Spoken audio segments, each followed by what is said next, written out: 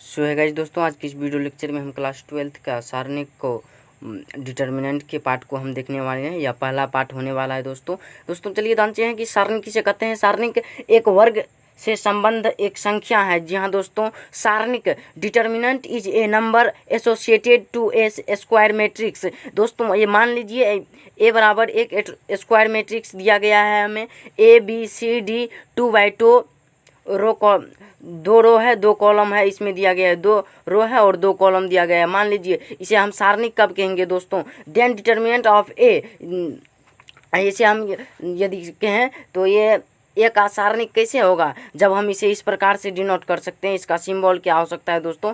इसे हम इस प्रकार से डिनोट करते हैं डिटर्मिनेंट ऑफ ए दोनों। और यदि ये हम लाइन को ड्रॉ करके लिखें तो इसे हम क्या कहेंगे? मोड ए या हम कह सकते हैं इसे DET ऑफ ए, या हम इसे डेल्टा के द्वारा त्रिभुज के आइकन को बनाकर निर्देशित कर सकते हैं दोस्तों। इसे हम उदाहरण के तौर पर लिख सकते हैं, 2 लाइनों को ड्रॉ कर ABCD। ये सब क्या है? ABCD ये सब इसके अंदर का जो है, ये सब इसके अंदर का एलिमेंट है। जी हाँ दोस्तों, एलिमेंट है। यदि हम इसका मान जो निकालेंगे, उसके मान को निकालने के बाद एक संख्या आएगी, संख्या के बाद हमें वैल्यू का मान पता चलेगा।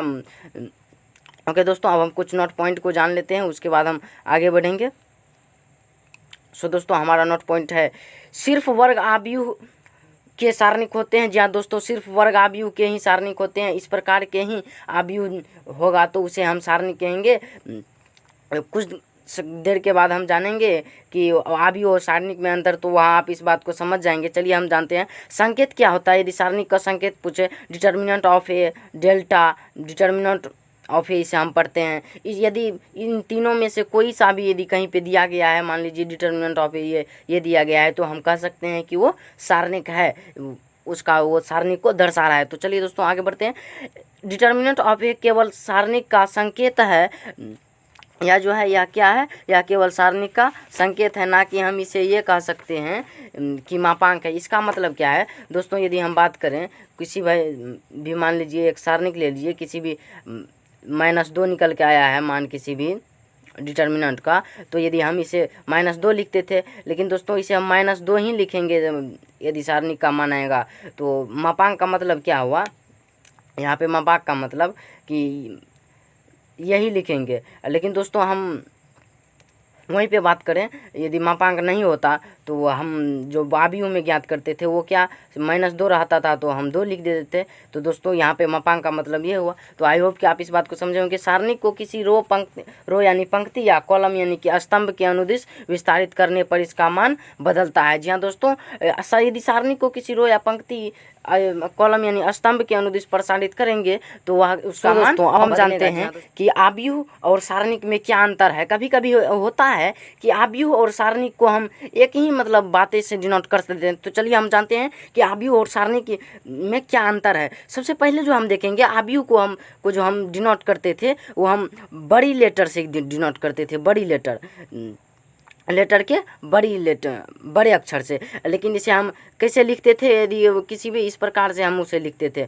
आव्यूह को इस प्रकार से लिखते हैं। लेकिन वहीं पे यदि सारणिक की बात करें तो उसे हम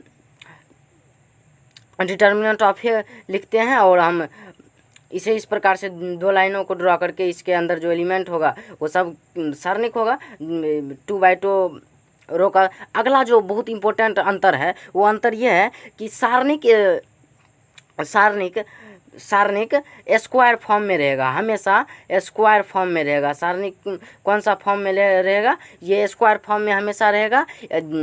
आव्यूह जो है स्क्वायर फॉर्म में भी रह सकता है, स्क्वायर फॉर्म में भी रह सकता है, और कोई सा भी फॉर्म में 2/2 रो का फॉर्म में रह सकता है, 2/3 रो का फॉर्म में रह सकता है, किसी भी मतलब स्थिति में यह रह सकता है। लेकिन वहीं पे यदि सारणिक की बात करें तो स्क्वायर फॉर्म में ही रहता है।